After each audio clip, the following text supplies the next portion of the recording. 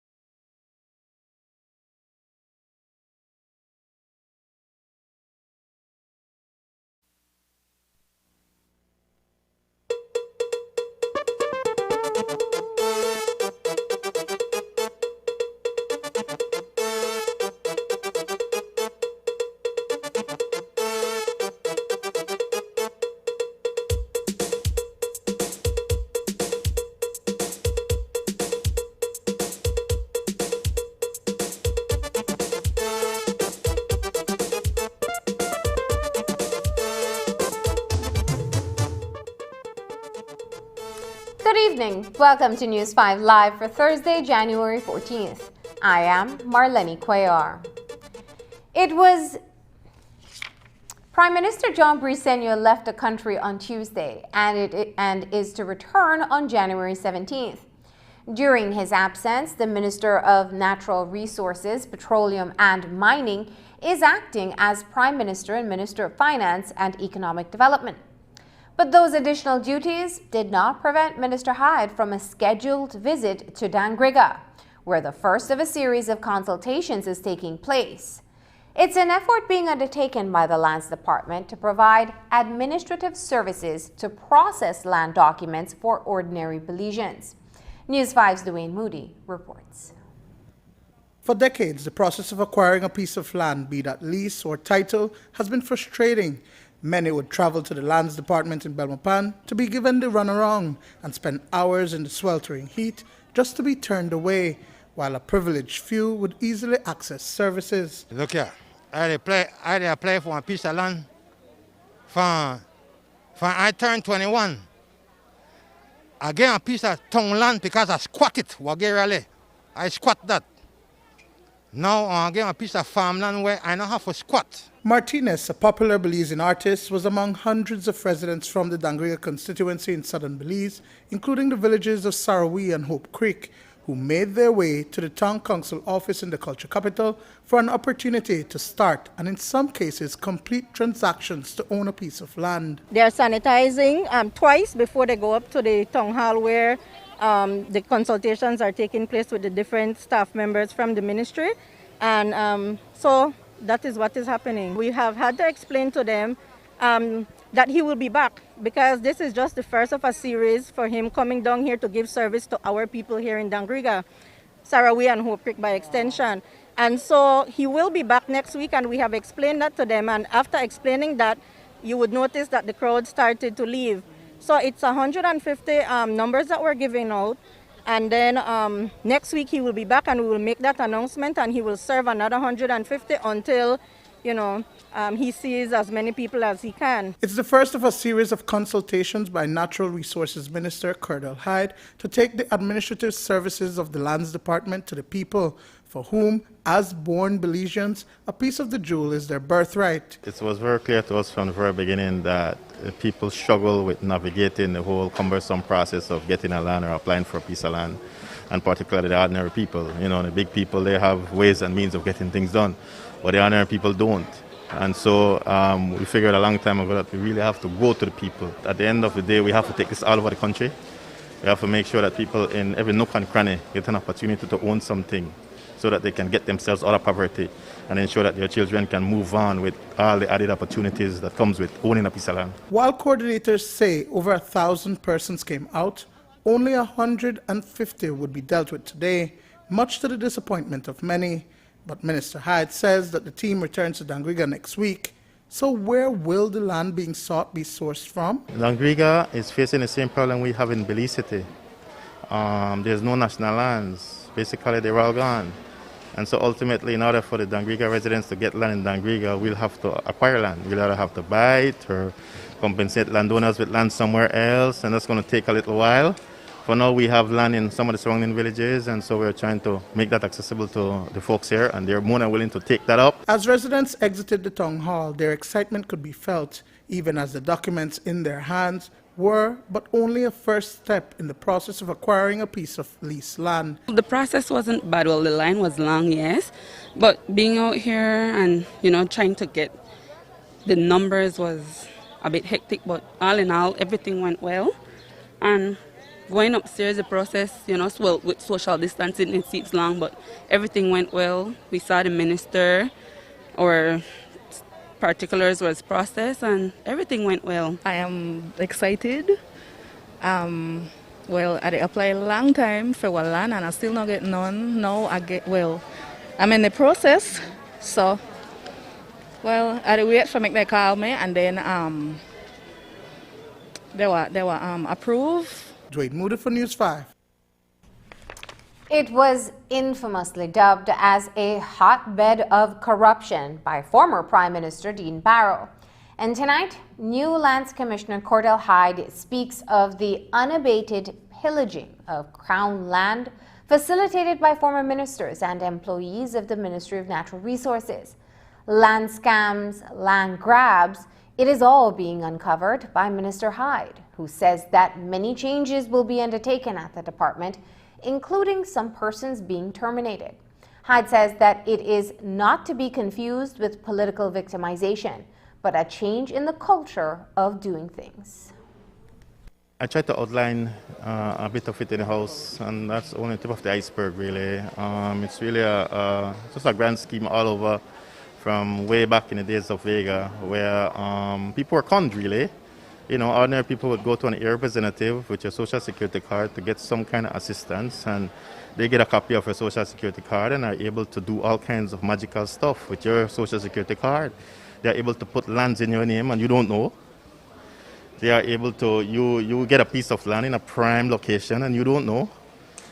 Those conniving people ends up selling those lands in your name, transferring it from your name to someone else's name, and you don't know. Our job is to change that. Our job is to go in a different direction, is to change the culture there.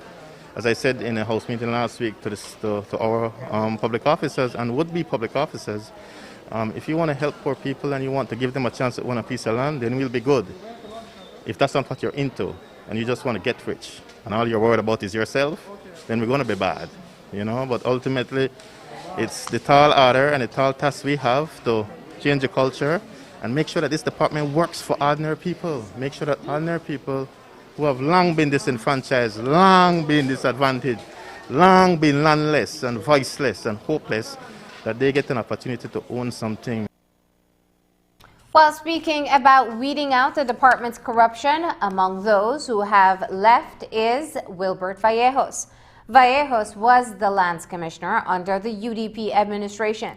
Police raided his home in Pachacan, Corozal, and found over $60,000 in various currencies and denominations, and called in the Financial Intelligence Unit. But was the former lands commissioner complicit in the corruption at the department? We asked Minister Hyde today. Some of these things may very well end up in the courts, and so I have to be careful as to what I say. But we made it clear to all the people who were at the lands department from the top to the bottom that we're about going in a different direction. And that's going to mean that we're going to part ways with some people. That's going to mean we're going to bring in some more people who are more committed to the things that we're committed to and want to do the things that we want to do. Changing the culture is not going to be easy, you know. But is there any evidence to suggest that Mr. Vallejos was complicit? As I said, ultimately, things that happen at that department may very well ends up in court. In uncovering this stuff, you know, it leads all to many different places. But as I said, we made it very clear to people from top to the bottom that we're about going in a different direction. And ultimately, we're going to have to part ways with some of these people, and that process has started. In order to go in a different direction, you also have to give the perception of going in the right direction. And that entails just making changes. But no level of political victimization, right? No, man, I don't practice that, man. Everybody deserves an opportunity to eat. Everybody deserves an opportunity to feed their families. The municipal elections are about a month and a half away, and the United Democratic Party is gearing up. Party Chairman Michael Perafit says that there has been an overwhelming interest from persons wanting to represent the UDP in the upcoming elections. The hopefuls need to apply and be vetted by the party's screening committee before they are approved to run for office under the red banner. But things will be different this year because of the COVID-19 pandemic. For the UDP, it would be better for municipal slates to be indoors rather than have conventions. But the chairman says that if a convention needs to happen, it will. There's been an overwhelming interest to represent the United Democratic Party in the upcoming City Council election. Naturally, we have to look at the names. We have a screening committee, and before we finish, or by the time we finish with all our internal procedures as a party, we should have the requisite amount of people necessary to contest the election in March. We have several people who have applied. When you have several people who apply for a post, after this, there are two ways to approach it, especially in a pandemic. You talk to people and see if maybe one person would emerge or you would have a consensus candidate. That's a natural process. But when you speak to people, if you're unable to have a consensus candidate, then we are a democratic party. You will have to find a way to have a convention under those circumstances if that remains the case going forward. The 5-year contract signed by the Director of Tourism, Karen Bevins, in April 2019 is the subject of much scrutiny, particularly since it has left the new PUP administration hamstrung and cannot name a director of its own. In poring over the agreement, we note that the former Chief Operations Officer at Belize Telemedia Limited is given $1,000 in monthly allowance for communication expenses. Upon leaving the utility company in 2014, Bevins was given 5 years of free telephone and internet service as part of her package.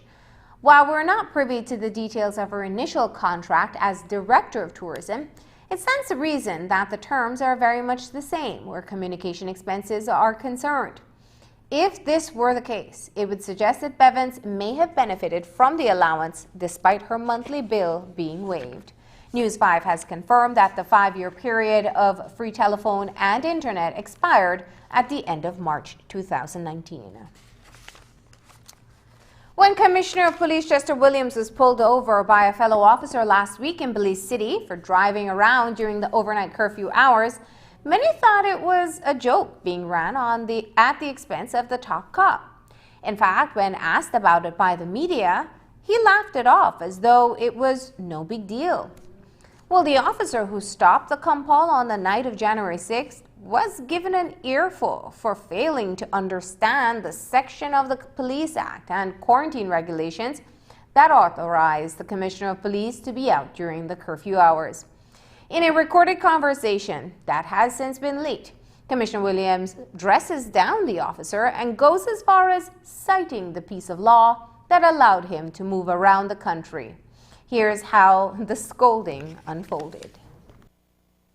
Policeman, don't get me pissed off right now. You're not going to like it. You are not going to like it. You'll leave from here not happy. So humble yourself and bring yourself down to earth. I am the Commissioner of Police. I am entitled to be out on the streets when I want and how I want. If a matter of fact, the quarantine regulation said so. The Police Act. Let me read for you Section 20 of the Police Act. You need to be educated. The duties of the Belize Police Department shall be, and it lists a number of things under A. Under subsection 2 of subsection 20, it says every police officer shall deem to be on duty at all times and may at all time be detailed for duty in any parts of Belize. Educate yourself. I don't need to be in uniform to be on duty or to be working or to be doing my duty as a Commissioner of Police. You know my vehicle. No, sir. You usually in a gray vehicle. How long I don't have that gray vehicle again, Chad? Chief, I wasn't. I don't have that gray vehicle for over a month. To be honest, I don't even know it. 2 months and I have that gray vehicle. And even so, I give you all credit. You never know the vehicle. The fact is, when you stopped me, when I stopped, you saw me. And your comments was rather disrespectful. Everybody that believes, every policeman that believes knows that every night I drive around that city. Am I not right, Mr. Chan? Sir. Everybody know that. I am not a commissioner who administrates from out of a cave. And I'm not going to seek permission from you to do my job. So you need to get your act together. When you have the call duty officers in Belize City, you work call duty, Mr. Chan? Yes, sir. When you do call duty and go around at night and are you in uniform? No, sir. When you go to court, you go in uniform? Yes, sir. Every time you go to court? Yes, sir. Huh? Every time I go to court, I go in uniform, yes, sir. So you have never worked before not in uniform? As we mentioned earlier, Prime Minister John Briceño departed the country on Tuesday, January 12, 2021 on personal leave. But before he left, the Prime Minister chaired a virtual cabinet session on Tuesday, during which several discussions were made. One of them is creating an interministerial committee tasked with reviewing plans and protocols to reopen the free zone. On this committee are Ministers Michelle Shabat, Jose Mai, Karim Musa, and Anthony Moller. During the cabinet meeting, Minister of Human Development, Families, and Indigenous Peoples Affairs, Dolores Balderramos Garcia, provided her colleagues with an update regarding the Maya land rights case. Cabinet recognized the government's obligation under the consent order and agreed that a mechanism is worked out to ensure progress towards compliance with the consent order. Lastly, Cabinet agreed and approved to attach energy to the Ministry of Public Utilities and Logistics. A corrigendum will be published in the next publication of the Gazette. The ministry will now be known as the Ministry of Public Utilities, Energy and Logistics. Coming up, the new UK variant of COVID gets closer. And how will the new CDC travel regulations affect tourism?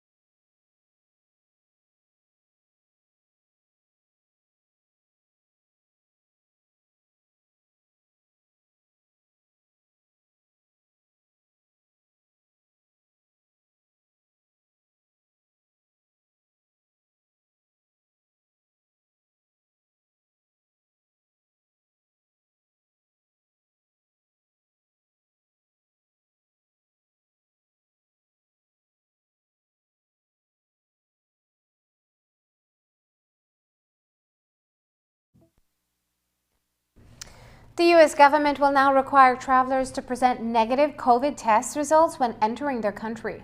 This is based on the Center for Disease Control and Prevention recommendations, which has ordered that all travelers flying to the U.S. from abroad will have to show proof of negative COVID-19 tests before boarding their flight starting January 26th.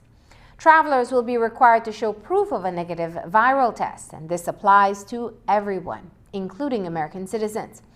The test must be taken within 3 days of the scheduled departure. The travel industry reacted to the CDC's new guideline, praising the safety strategy, but expressing concern that the mandate could further hinder travel and ultimately delay the industry's recovery. President of the Belize Hotel Association, Ted Tejada, says that stakeholders have taken a proactive approach. Several mechanisms are being put in place to ensure that Belize is at the forefront. We immediately went into action last week when we were advised that it could be a possibility. The only concern we had is if it was a rapid test or a PCR test. Yesterday, we understand that it is a rapid test. We contacted the airlines, American Airlines, United, and they did inform us that it's going to be a rapid test, a negative rapid test. It is good that the government, as soon as they took over, they started to give some approved licensing for private entities to be able to do the testing.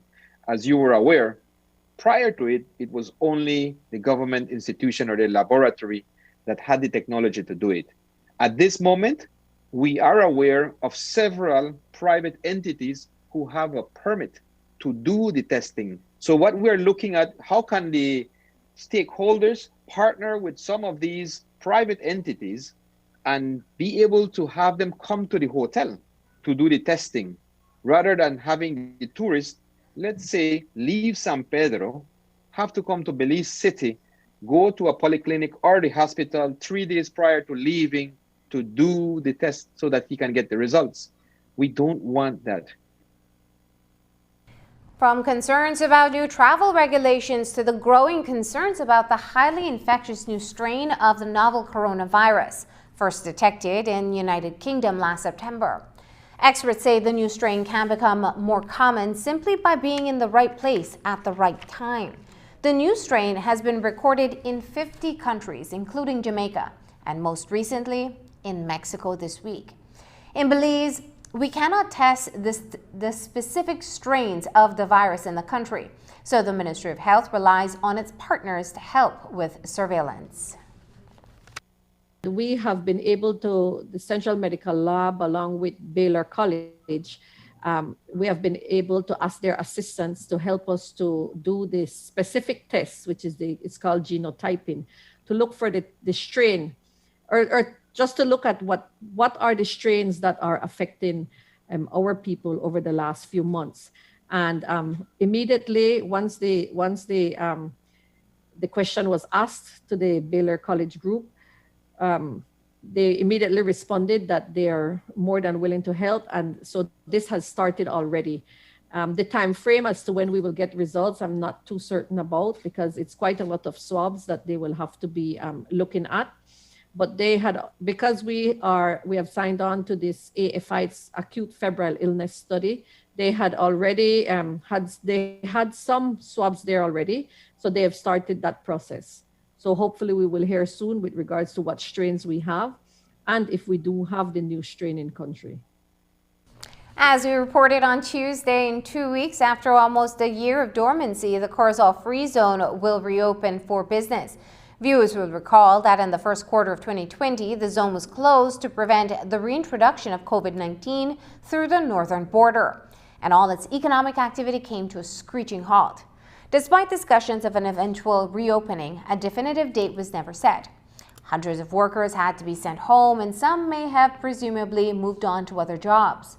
With preparations now underway for the resumption of activity on February 1st, Vice Chairman of the Corozal Free Zone, Anil Hachandani, told News 5 that reopening means strict adherence to new measures that will be put in place.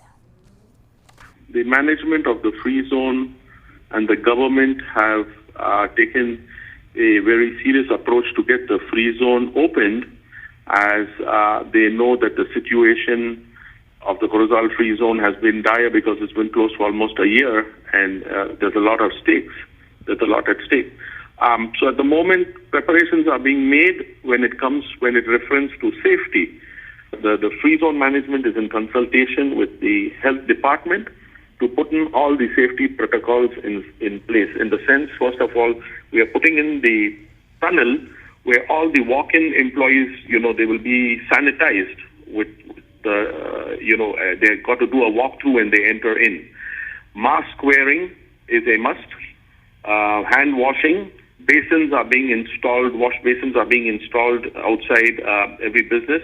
Plus a person from the health department has been designated a health officer who has to go to each and every business and certify whether they can be opened or not.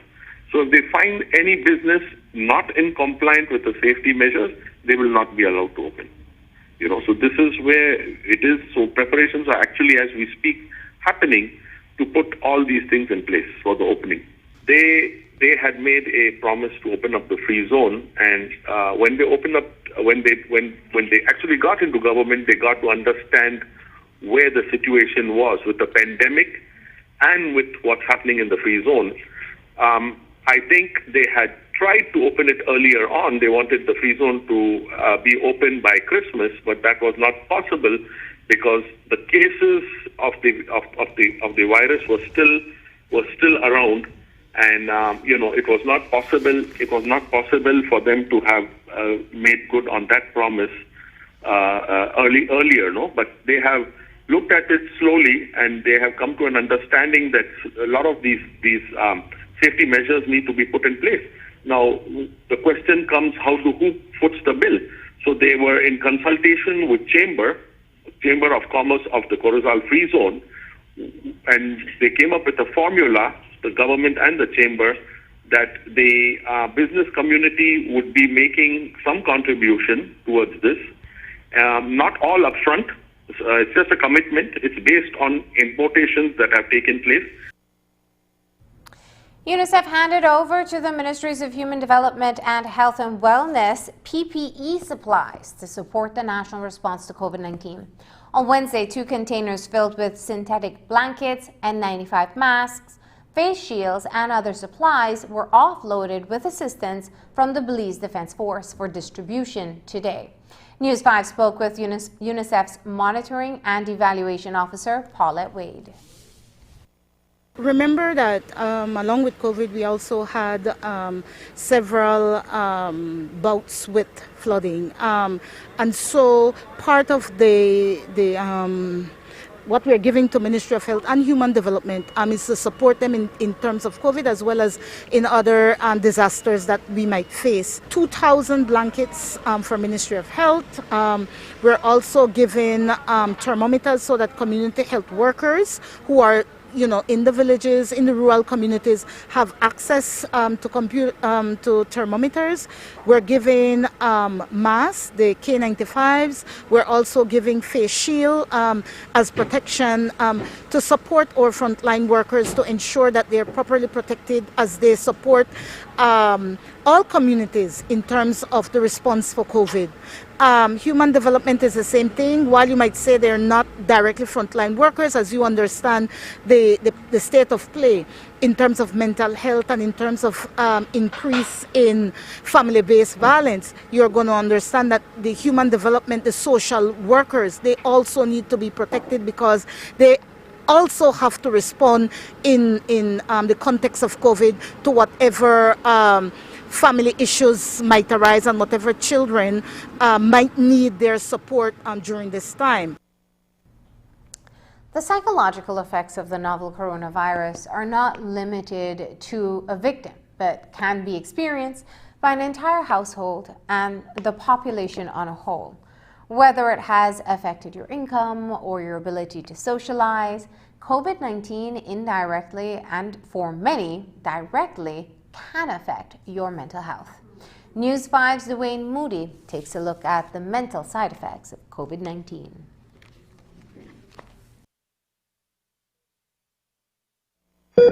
The COVID-19 pandemic continues to wreak havoc across the world as even well-developed countries have had to introduce restrictive measures to citizens and tourists alike to manage its spread. The stresses brought about by the novel coronavirus, including the economic inactivity, the inability to earn an income, and not being able to provide for family as well as physical distancing from loved ones, weaken your mental health. I was a cargo agent, 27 years. And I get one sudden letter yesterday, man, that was devastating. When I tell you, I feel like you get stabbed in your chest. And it makes you feel depressed, man. This COVID-19 has come and really had an impact in all our lives, economy, family. These are among the realities of the COVID-19 pandemic. It is non-discriminatory and affects children and adults.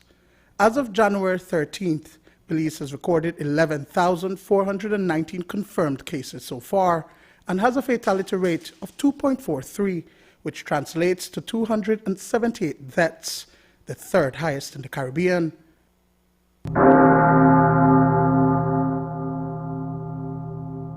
A number of doctors have lost their battle with the virus, and many more have been infected, which supports the clamor that frontline workers, who are arguably a most vulnerable group, are not impervious to the deadly disease. Director of Health Services Dr. Marvin Manzanero is a survivor after spending a week inside a COVID intensive care unit at a private hospital. The once face of the national response to the virus speaks about his bout with COVID. I have been for more than 14 years a public servant. And not once in those 14 years have I called in sick.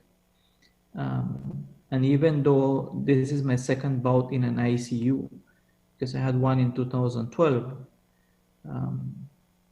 this time around it was different. And so now I am going into 5 weeks that I was diagnosed. I have what I call yo-yo days, and even within a day, I think you have yo-yo moments where, just like half an hour ago, just like all the energy is just sapped away from you. Out of the blue. It's not even doing physical activities. How you go from leading a response in terms of Ministry of Health, do policy development, keep on top of science, and then you get COVID-19 is a difficult situation. And when I came home after being 1 week inside a hospital, I think that's one of the reasons why I had this, and it comes at times as well, is this immense guilt. Dr. Manzanero says that it is now about living with COVID-19 because in his experience, there is a physical, emotional, spiritual, and mental toll that comes with it. He speaks to a survival mode, which is known all too well by Ingrid Vega, who after almost 2 weeks on mechanical ventilation is now at home recovering from the virus, but not without a constant supply of oxygen. Vega lost her husband to COVID 1 day before she was intubated. It was a big hit. I mean, I wasn't even present at my husband's funeral, My daughter would be the one telling me, what happened at the funeral. And as is, I'm not even in Facebook. I don't even go in Facebook right now because I'm not ready. I am not ready to see the funeral, to see the post of him, because I am still dedicated on recovering. Yeah. I know that grieving would delay my recovery. Because I'm still in recovery, it's going to be a while. Because it's a day-to-day. Slowly, we're getting there. Since the advent of COVID-19, there has been an increase in persons, including men, accessing mental health services.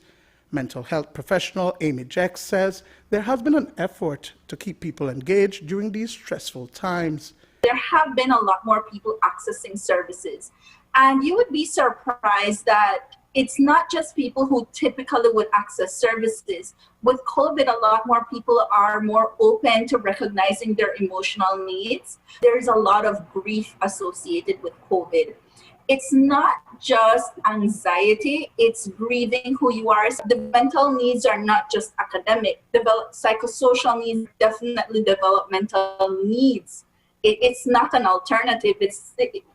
We do need that socialization. we do need that togetherness. The call is for all to be socially responsible. So while vaccines are now being administered in some countries, washing your hands, wearing face masks, and practicing social distancing are among the routines that must be maintained as a norm. Reporting for News 5, I am Dwayne Moody.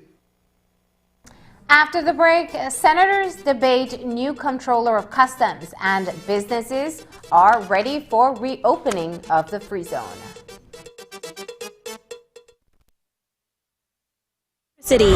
We use it to power our appliances, charge our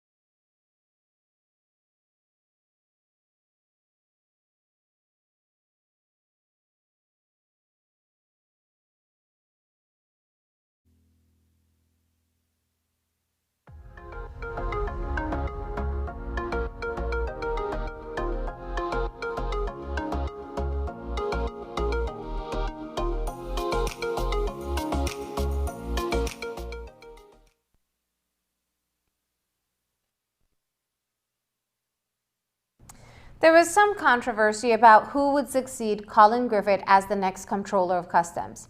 There were two frontrunners, Senior Customs Officers Ian Haylock and Estelle Leslie. Both had the same qualifying skills, training, and education, but Leslie's interview was successful. She was named the first female Comptroller of Customs. During the Senate sitting on Wednesday, lead opposition Senator Michael Parafit revealed how the government managed to appoint Leslie without any backlash in the department. The government made the office of the Comptroller of Customs fall under Section 107 of the Belize Constitution, which gave the Prime Minister the power through the Governor-General to appoint the Comptroller of Customs after having consulted with the Public Services Commission. But Parafit says that the government failed to consult the Public Services Commission. You look at number 3, and this is where, Madam President, I want to point out something for you, how the motion is already ringing hollow for the government. At all times, advice of the Prime Minister, given after consultation with the Public Services Commission. So you can add to that list, Madam President, by the Governor General so acting upon the advice of the Prime Minister after consultation with the Public Service Commission. On the 30th of December 2020, a person, a position, an office was added to that list, Madam President.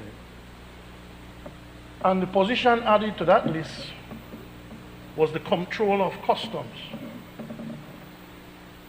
Now you see, Madam President, the current government was in a quandary. You had two people who were fighting. Sir, can we stick to the motion? Yes, Madam President. I'm going to tie keep it tight. Don't breathe. No, I'm going to tie in. I'm going to tie it in, Madam President. I promise you, I would never break the rules.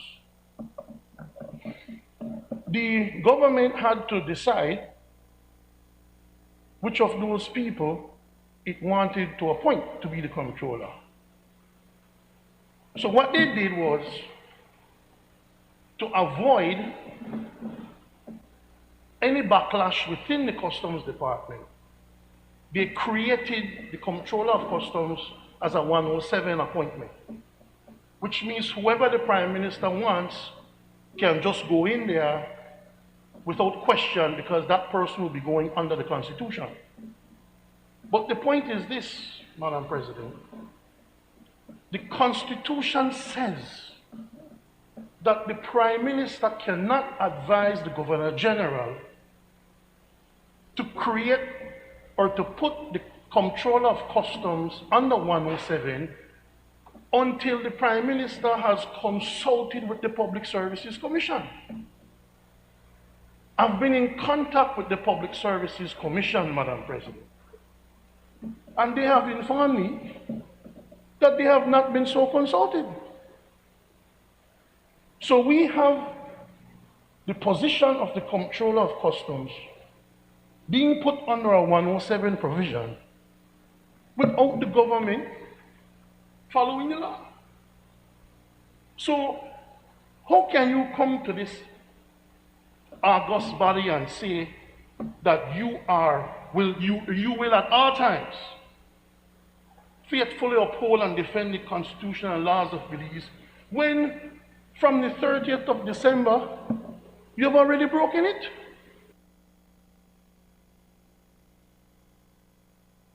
Senator for Government Business Eamon Courtney quickly corrected Senator Parafit. Courtney produced a letter from the Office of the Prime Minister sent to the Public Services Commission expressing the Prime Minister's intention to appoint a new Comptroller of Customs.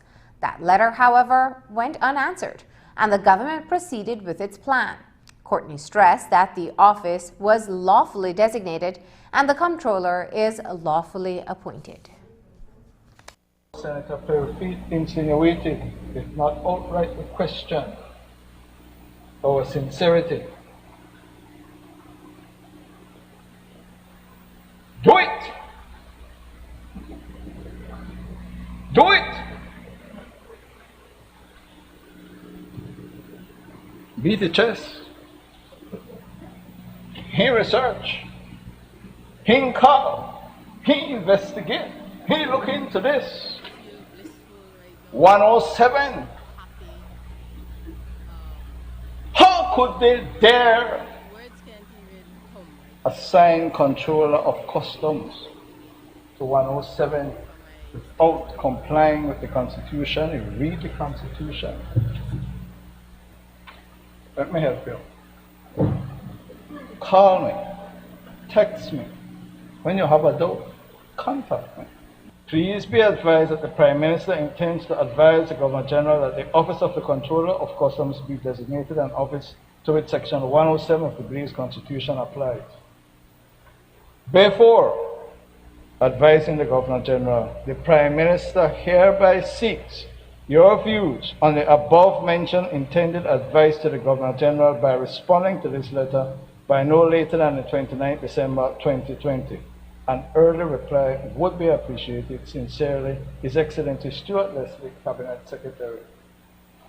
Do not come to the Senate and say that the Public Service Commission was not consulted. They were consulted. The Public Service Commission, as it has been said here before, has not responded up to today's date. Let me tell you this. Listen carefully. Senator. You know, and Senator Pitts will help you with this if you are not sure about it, that is a fundamental principle of administrative law, that you write to the designated person, you give them an opportunity, and if they choose not to respond, you move forward. We are not waiting on the UDP Control Public Service Commission. They were consulted, they did not respond. We complied with our duty under the Constitution. The office was lawfully designated and the controller is lawfully appointed. What the Latin call quod erat demonstratum, quite easily proved. And the unanswered letter from the PM to the Public Services Commission is telling. The Commission's functions include the formulation of schemes for recruitment to the public service and the fixing of salaries and privileges. But there is the sense that the Commission has been non-functioning for some time. Union Senator Elena Smith says the Commission hasn't met since November 5th last year, after not meeting for many weeks, if not months before that. The Commission's decision is to not meet and perform its essential functions negatively affects public servants. Senator Smith spoke of a teacher who died while waiting for the Public Service Commission to fix her benefits. We have, as we have been told, and whether it's so or not, we can be corrected, but since November 5th was the last meeting of the Public Service Commission. And if you allow me, Madam President, just to share again some of our very serious concerns. We have a teacher who recently passed away. She had applied for her benefits over a year, as is the rule that we should do. That teacher has been waiting for over a year to get what is rightfully hers. The teacher passed away recently and did not get her benefits. And we kept calling Public Service Commission and we kept checking and we kept checking, and to this day we cannot have any answer as to when that commission is going to be meeting, and when those documents will be looked at. So we have to understand that when we look at these things affect the workers. It might not affect the persons who maybe are working on putting legislation in place to make the change, but it affects the workers, and they are affected tremendously when these bodies are not functioning. Starting Monday, Belize will observe 3 days of mourning in honor of the country's first Governor General, Dr. Dame Benita Gordon.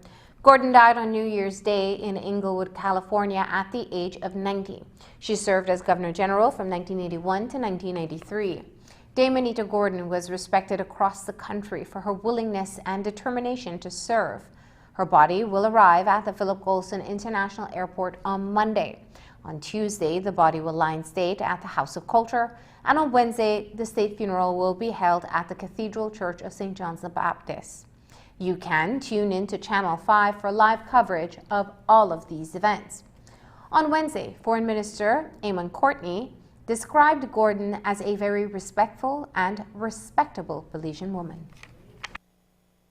Diamanita, as you know, is our first Governor General. She excelled in her service to our country, first as a teacher, educator, and then as the head of state.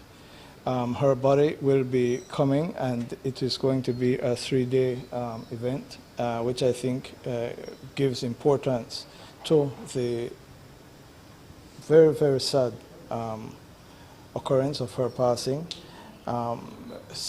I believe that most Belizeans who knew Dr. Gordon found her to be a very humble, very respectful, very respectable, and upright Belizean.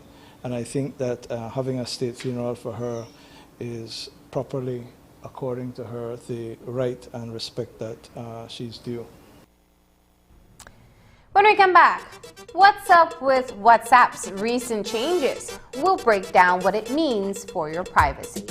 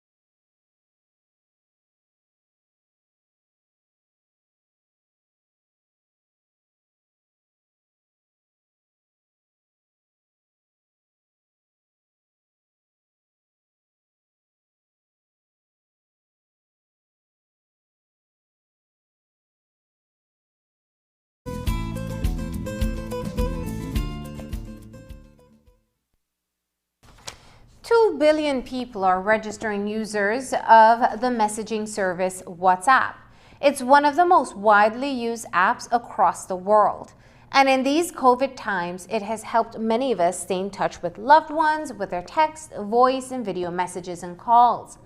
But a recent update has left many worried about the privacy of their data and caused some to abandon the app altogether. So what's the concern about the latest update? We asked an attorney to break down the latest policy changes. Andrea Polanco reports. If you're a WhatsApp user, it's likely that you've seen the app's updated privacy policy, which will come into effect next month. The issue with the privacy policy is that you either accept it or you terminate your WhatsApp service. But what exactly does this updated policy mean? Attorney Marissa Longsworth breaks it down. It basically covers that WhatsApp information can be provided to Facebook. Facebook is the parent company now of WhatsApp, of Messenger, and of Instagram. And so what is happening is that we're starting to see this cross-sectioning of their information and data. And that is affecting, how the information is shared between the different apps. And so one of those impacts that we're seeing has to do with this particular change to the license agreement. In recent years, WhatsApp has become the most popular mobile messaging service. There are approximately 2 billion WhatsApp users across the world. And if your family, friends, or coworkers are using it to communicate, you may want to keep using the app. But because WhatsApp is not giving users a choice to opt out of this agreement, users are concerned about their privacy on the app. The messaging app says private messages as well as group messages and calls with friends and family cannot be accessed because it is protected by end-to-end encryption. The social media site also clarified that logs of these private calls and messages are not stored. Locations you share nor contact lists are being affected by the changes. The main change that WhatsApp claims is happening right now has to do with the fact that I don't know if people have noticed recently, but if you go on a business page on Facebook, it offers you a button to click to go straight to WhatsApp with that business, right? So you can click in Facebook and be directed to WhatsApp with that business. So naturally, there has to be an exchange of data and information. Facebook would collect that data to say that the business was clicked by this phone number and they had a conversation. Maybe the business sent you a catalog from Facebook onto WhatsApp to show you the goods and services, because now you have the shop feature right on Facebook as well. So those are the types of interactions that WhatsApp is saying is being covered under this change. They are saying that it is strictly related to business interactions with business pages, but yes, your phone number can be shared with those with Facebook, right? And of course with those businesses as well. And that cross-sharing of your data with businesses you interact with comes down to revenues for these social media sites. Although it is free to sign up for these apps must find easier ways to earn revenues, and so they monetize the way businesses interface with users of the app, which includes access to your data for customer conversion. Even though we put a lot of trust in Facebook or WhatsApp when we sign these contracts with them, when we click that I agree button, we are also giving them permission to almost sublicense out our data on trusted terms with those third parties who we don't have contact with, right? The intention, of course, for WhatsApp and Facebook is to use that data for advertising. They claim, and their privacy policy supports that they're not really interested in Marissa Longsworth as a person and herself, What they're interested in is how many hours does Marissa Longsworth spend on Facebook? How many businesses does Marissa Longsworth interact with versus persons? Is she on Facebook more for commercial reasons, or is she on Facebook more for personal reasons? But if you don't feel comfortable using the app under this new privacy policy, what are your options? There are at least 2 other messaging platforms at the forefront of the end-to-end encryption service. They are Signal and Telegram. But should you go ahead and make the switch? whether this can happen to Signal or Telegram in the future, I think it very well can, because what's happening now with WhatsApp is a result of the growth of WhatsApp. WhatsApp started out as a fledgling messenger service. It grew so big to the point that a bigger company took it over to integrate all the apps together. Signal and Telegram could have the same fate at some point in time. It's just a matter of commercialization, if you ask me. Reporting for News 5, I'm Andrea Polanco. The European Union and the United Kingdom are the only two jurisdictions exempted from this updated privacy policy on WhatsApp.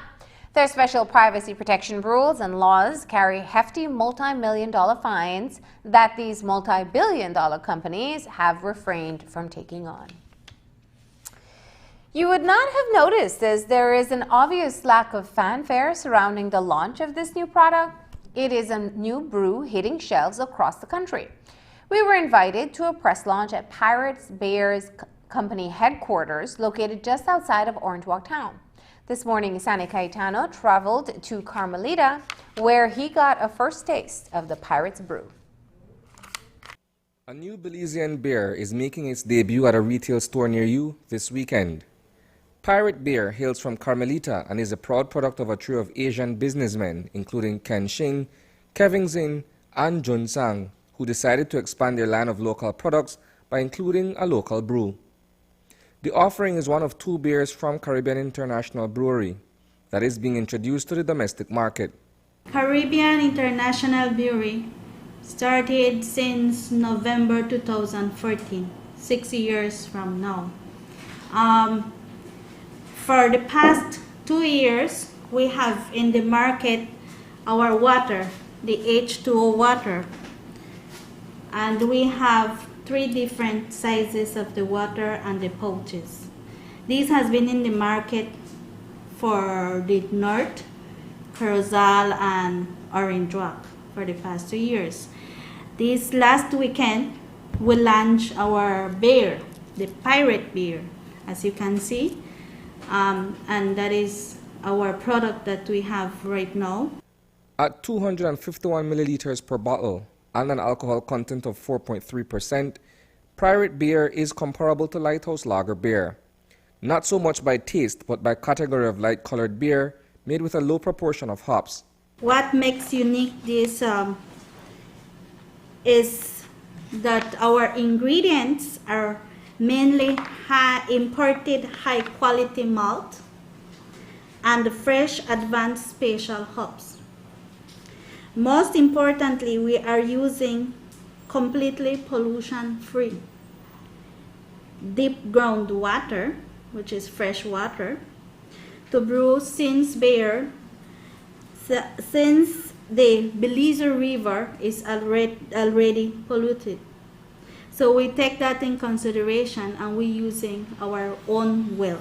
We are introducing a new beer, a unique, very good beer for customers to test, to have a different test.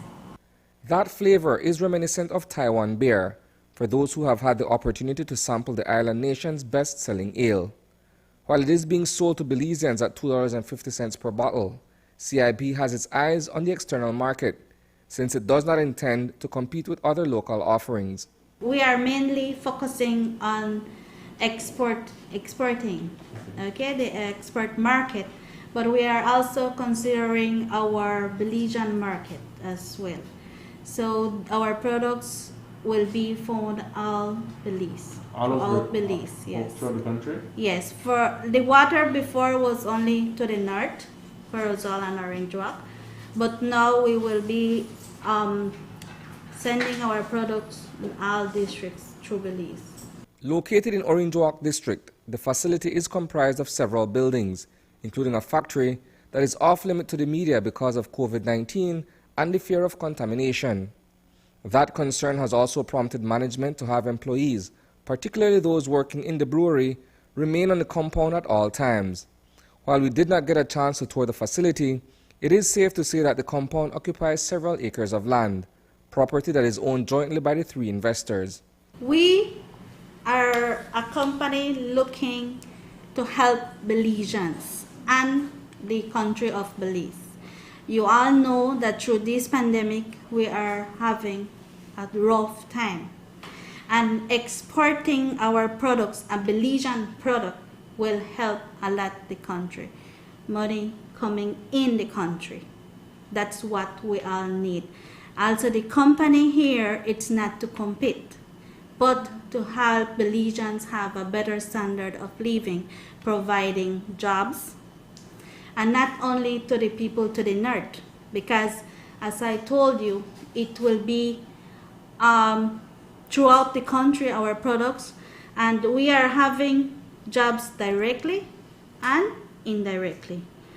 We are having persons working here, and also the agents. Those agents will hire persons as salespersons, deliver persons, so we are helping the country. Perhaps the immediate challenge that Pirate Beer is facing is marketing during the time of a pandemic. No longer are tents being pitched and stalls being set up in busy areas where taste tests and free samples are being offered. Caribbean International Brewery will now be left to come up with a marketing campaign that will attract your curiosity. Reporting for News 5, I am Isana Cayetano. Making a life-saving treatment more accessible in the West. We'll tell you more after the break.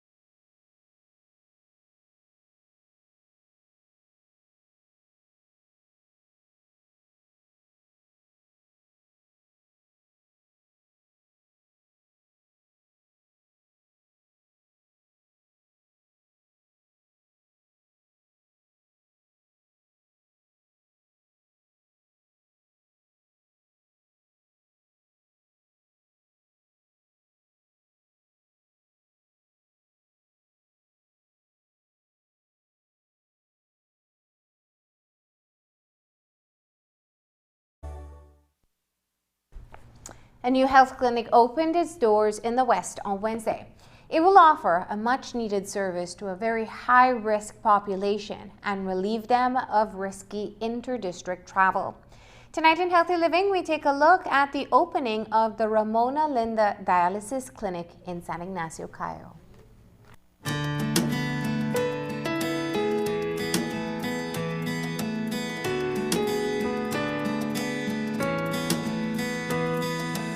The ribbon cutting of the new Ramona Linda Dialysis Clinic in San Ignacio signified the treatment center's opening.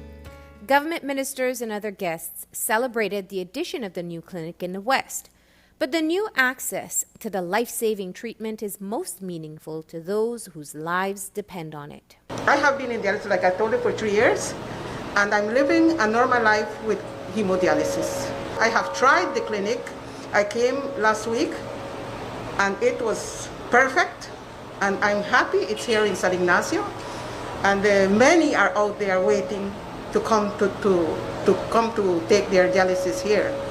So I just want to live a normal life, and not only live a normal, but a quality of life which I can continue with my life doing the things I have been doing. Dialysis is a procedure that people with kidney failure rely on several times a week to clean their blood. In his address at the clinic's opening, Minister of Health and Wellness Michelle Shabat shed light on the growing number of persons who need access to quality dialysis treatment. The patient's ability to access this level of medical service at an affordable cost is a bottleneck. There are approximately 300 persons in need of hemodialysis treatment in Belize. The hemodialysis program is a public good. However, due to the limited availability of this service in the public health system and shortage of trained human resource to carry out the procedures, the government of Belize must rely on private institutions and must follow a selection process of the patients based on the severity of their cases. Currently, 88 patients are on the government-sponsored hemodialysis program, and 31 are on a waiting list. One dialysis session at Ramona Linda costs $200. The Ministry of Health covers the cost of 2 treatments a week for those on the hemodialysis program. The majority of patients must fundraise to cover the cost of their treatment, and they come from all over the country. Chairman of the clinic, Carlos Pereira, says making dialysis accessible for more people means they no longer need to risk their health to travel for treatment. The purpose of putting the project in San Ignacio, Marlene, is that there's a significant amount of patients who are traveling to 2 private centers here in the city from Cayo. And a lot of those patients continue to cry of having it more accessible in San Ignacio. So with that, that is the reason why we placed the clinic in San Ignacio for accessibility for those particular patients. Over the years, and even in other clinics, as you're aware that I have interest in, we found that there was a major amount of patients traveling from the west to Belize City to the north. And I think it was very important. We have to take into consideration that the government doesn't have the resources. Therefore, it takes private sector like ourselves to make that investment. The new clinic is equipped with 13 stations with 8 modern dialysis machines ready for use. Pereira added that the plan is to create another dialysis center in Belmopan in the near future.